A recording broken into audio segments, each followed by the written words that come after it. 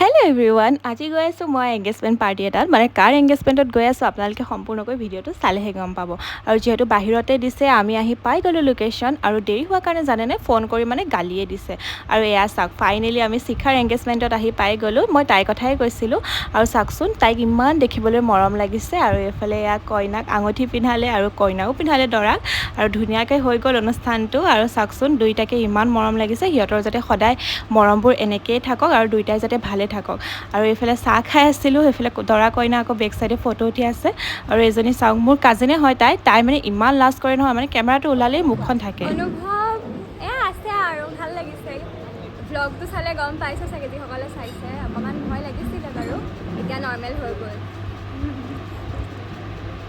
কইনা ঘৰৰ মানুহ ন, দৰা ঘৰৰ মানুহ?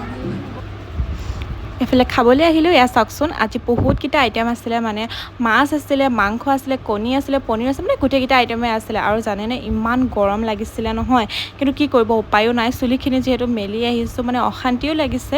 আৰু এয়া খালোঁ ভাতটো ধুনীয়াকৈ। আৰু চাওকচোন, এয়া গৰমতে মানে মুখ চুখ ঘামি অৱস্থা নাইকিয়া হৈ গৈছে, মানে মেকআপ কৰি আহিছিলোঁ যে মেকআপ ক'বাতে উৰিলে। আৰু এতিয়া আমি আহিলোঁ ঘৰলৈ। এয়া দেখিছেনে, মই গাড়ীতে মানে ফুলি চুলি সলায়ে দিলোঁ, যিহেতু ইমান গৰম লাগিছে। বাৰু আজিলৈ ইমানেই।